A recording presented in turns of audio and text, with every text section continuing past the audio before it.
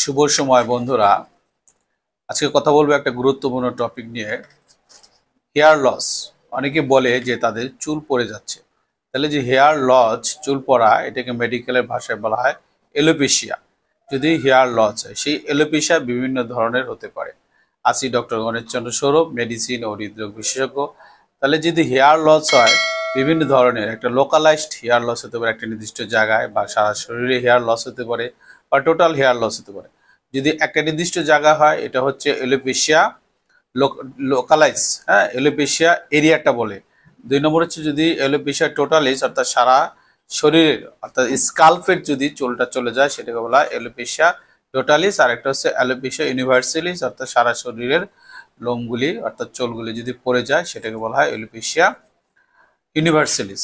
আর একটা হচ্ছে যে অ্যান্ড্রোজেনেটিক এলোপেশিয়া। অ্যান্ড্রোজেনেটিক হচ্ছে হরমোনজনিত, সাধারণত ছেলেদের মাথার যে চুল পড়ে যায়, মেল প্যাটার্ন হেয়ার লস, এটা ইউজুয়ালি দেখা যায় ফিজিওলজিক্যাল এবং 20 বছরের পরে থেকেই শুরু হয়ে যায়। কিন্তু অনেক সময় দেখা যায় যে 20 বছরের আগেও এ ধরনের হেয়ার লস হতে থাকে।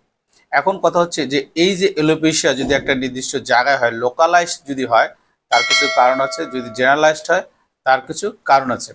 লোকালাইজড কি কারণে হয়? লোকালাইজড হচ্ছে যদি টিনিয়া ইনফেকশন হয়, বা যদি ডিসকয়েড লোপাস হয়, বা এলোপেশিয়া এরিয়াটা হয়, বা অ্যান্ড্রোজেনেটিক এলোপেশিয়া হয়, অথবা দেখা গেল যে এখানে ডেভেলপমেন্টাল ডিফেক্ট, অনেক সময় ইডিওপ্যাথিক, অনেক সময় ইনফেকশন যদি হয়, সিফিলিসের কারণেও দেখা যায় যে আমাদের একটা নির্দিষ্ট জায়গার চুল পড়ে যাচ্ছে। এগুলি আমরা ইভালুয়েশন করতে পারবো, আমাদেরকে হিস্ট্রি নিতে হবে এবং এক্সামিনেশন করতে হবে। এরপর হচ্ছে ডিফিউজ হেয়ার লস। ডিফিউজ হচ্ছে সারা শরীরেরই বিভিন্ন জায়গা থেকে যদি চুল পড়ে যায়, হ্যাঁ, দেখা গেল যে সেটা ডিফিউজ। তাহলে যদি ডিফিউজ হেয়ার লস হয়, অর্থাৎ শরীরের প্রায় জায়গা থেকে যদি চুল পড়ে যায়, কি কারণে হয়?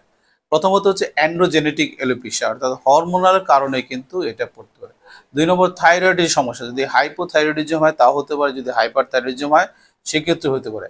আমাদের ব্রেনে গ্ল্যান্ড আছে পিটুইটারি গ্ল্যান্ড, যদি পিটুইটারি গ্ল্যান্ডের কার্যক্ষমতা কমে যায়, হাইপোপিটুইটারিজম, তাহলে আদার হরমোনের কারণেও কমে যাবে, সেটা হতে পারে। এরপর ইম্পর্টেন্ট হচ্ছে ডায়াবেটিস মেলাইটাস, তাহলে কিন্তু ডায়াবেটিস সবারই আছে, ডায়াবেটিসের জন্য হতে পারে।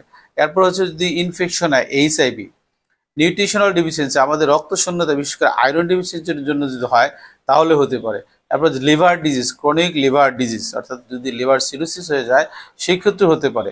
আবার অনেক সময় দেখা গেল যে প্রেগনেন্সির পরে পোস্টপার্টাম স্টেটেও কিন্তু এই হেয়ার লস হয়ে থাকে।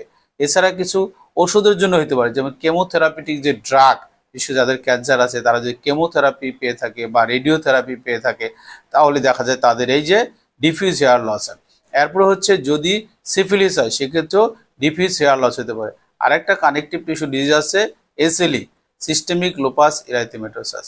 তাহলে এই সমস্ত কারণে কিন্তু ডিফিউজ হেয়ার লস। তাহলে লোকালাইজড হেয়ার লস এবং ডিফিউজ হেয়ার লস যদি হয়, আমাদেরকে হিস্ট্রি অর্থাৎ ইতিহাস নিতে হবে, এক্সামিনেশন পরীক্ষা নিরীক্ষা করতে হবে, এবং ফাইনালি ইনভেস্টিগেশন করতে হবে। করার পরে দেখতে হবে যে কোন কারণে তার হেয়ার লস, এবং সেভাবে তাকে চিকিৎসা দিতে হবে। সো বন্ধুরা, হেয়ার লস, চুল পড়লে ভয় পাওয়ার কিছু নাই। কারণ হচ্ছে অ্যান্ড্রোজেনেটিক হতে পারে, আবার অন্য কারণে হতে পারে। আমরা কারণ ধরে যদি কারণের চিকিৎসা দিতে পারি, বা হরমোনাল কারণ যদি হয়, যদি হরমোন রিপ্লেসমেন্ট দিতে পারি, তাহলে কিন্তু আশা করি আমাদের এই সমস্যা কিছুটা হলেও দূর হবে। সো বন্ধুরা, ভালো থাকবেন, ভিডিওটি দেখবেন, লাইক শেয়ার কমেন্ট করে পাশে থাকবেন।